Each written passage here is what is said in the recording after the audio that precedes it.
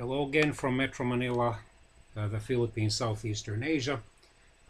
Here it's already Sunday, October the 21st, 2018, but I will still have a look at the website of Reuters news agency for the latest world news. No copyright infringement intended, but I simply want to provide an opportunity for at least some enlightened viewers and news interested viewers to watch this video outside the mainstream news agencies, because I'm not a professional or even an amateur journalist, but I film these videos as a hobby.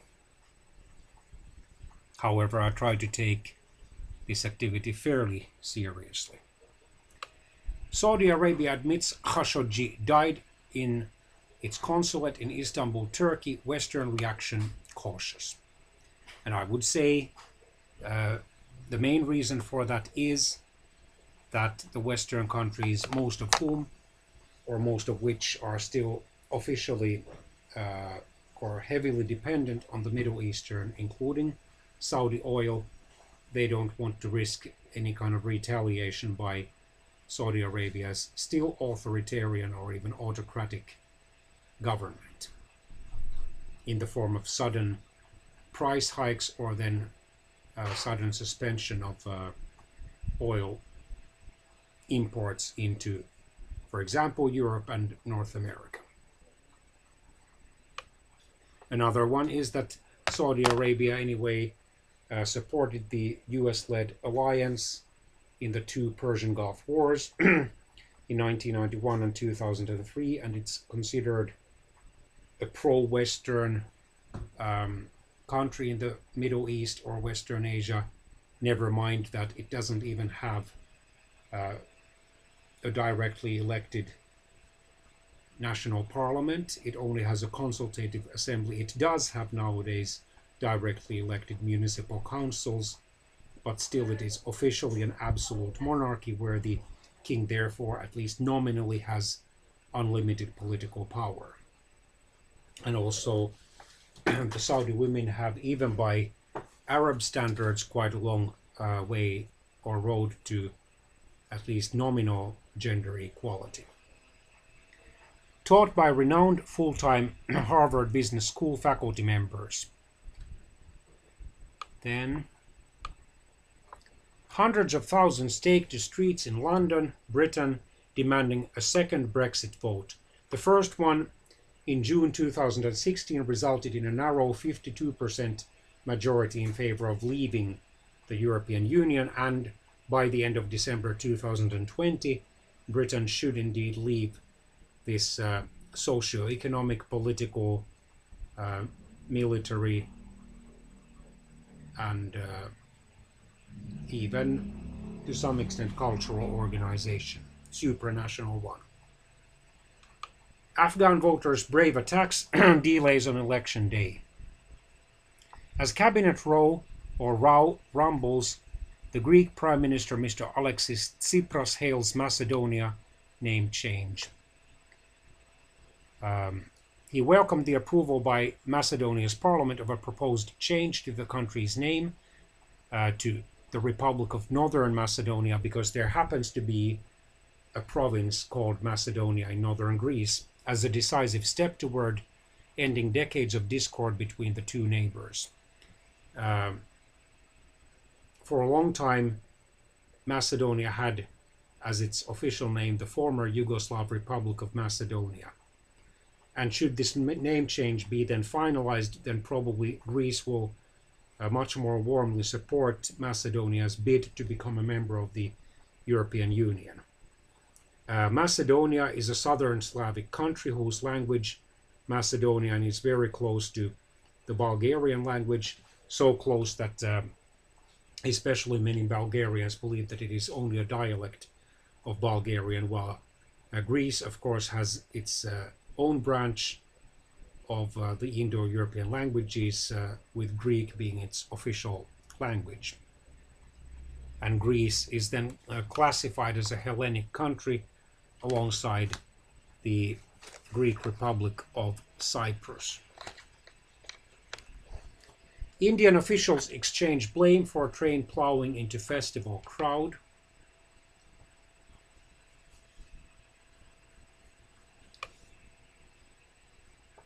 Next summit for the US President Donald Trump and the North Korean dictator Kim Jong-un, likely after January the 1st of 2019, senior US official. Assad, Russian officials meet in Damascus, discuss situation in Syria. So the Syrian president, Mr. Bashar al-Assad, whose country has been embroiled in a bloody and brutal civil war since 2011, met representatives of Russia's foreign and defense ministries on Friday, October the 19th. Migrants camp on bridge between Guatemala and Mexico as US pressure mounts. Trump, a reluctant critic of Saudi Arabia despite pressure to act. Exclusive, US weighs new warship passage through Taiwan Strait. Brazil's Jair Bolsonaro, the populist right-wing candidate who is poised to clearly win his left-wing rival on the second round of the Brazilian presidential elections, due to be held next Sunday on October the 28th, to propose independent central bank if elected, according to report. Tanzania arrests 104 people for plotting radical camps in Mozambique, which shares a border with Tanzania. Congo's controversial voting machines start arriving. Okay, I have to then check which Congo they are talking about, the Democratic Republic of Congo or the former Zaire, and before that the Belgian Congo, or then the Republic of Congo, the former French Congo. Kinshasa, okay, so the Democratic Republic of Congo.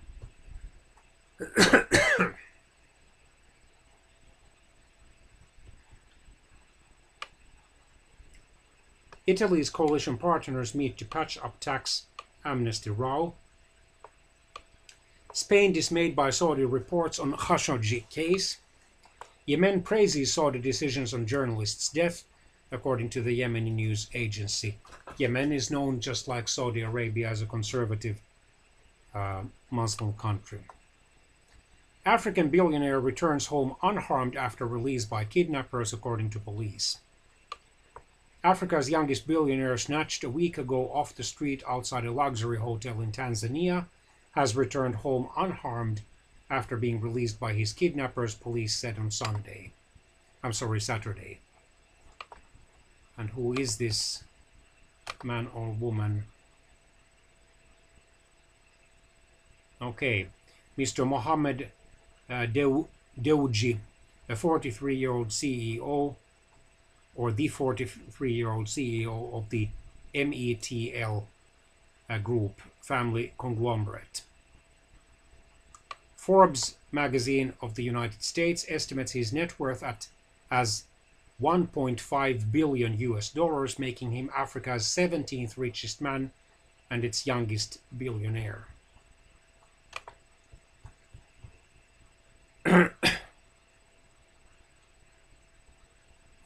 Investigators likely to discover what happened to Khashoggi body before long, Turkish official.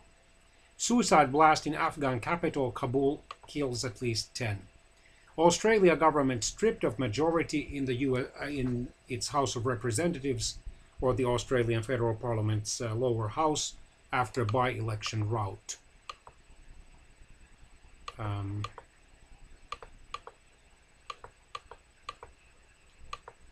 Let's see. Any other news?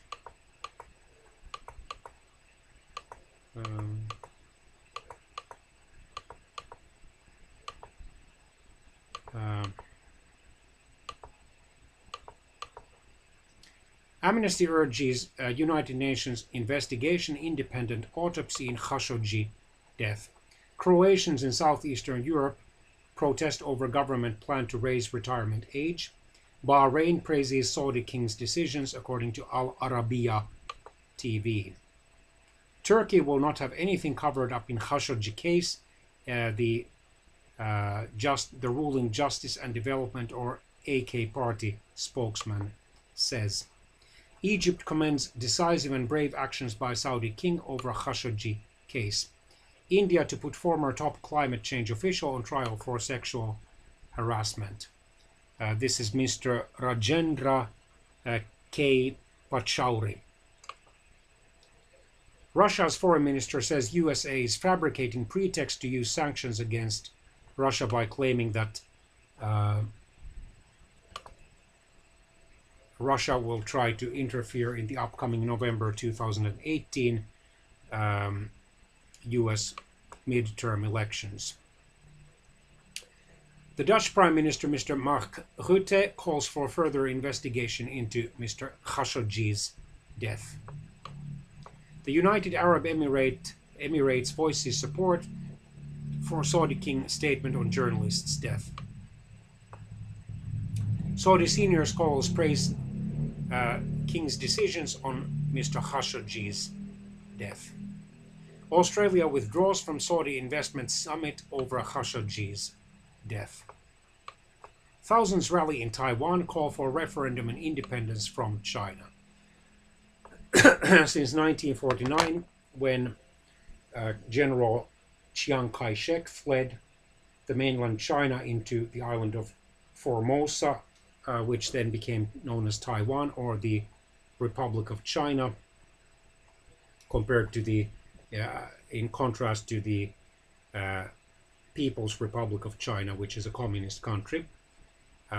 Ever since then, the communist Chinese government has considered Taiwan as a breakaway province. And to date, still relatively few countries have diplomatic relations with Taiwan, and it at least used to be the policy of China that it would not have diplomatic relations with any country that recognized Taiwan as an independent country, although in practice it is one. So the mainland China is a communist dictatorship, although not a strict one as North Korea. It is no longer a purely socialist country, but practices a peculiar mixed form of capitalism and socialism, while Taiwan is a Western-style democracy, a semi-presidential one, by the way, and does have a highly developed and much richer free market-based economy, much richer than the mainland Chinese one on a per capita basis. 6 Sweida hostages freed from Islamic State, Syrian State Media Observatory. US, China, others tentatively agree to multilateral air encounter code. Slovakia in Eastern Europe threatens to freeze relations with Vietnam over kidnapping case. Afghanistan extends election to Sunday due to chaos at polling stations.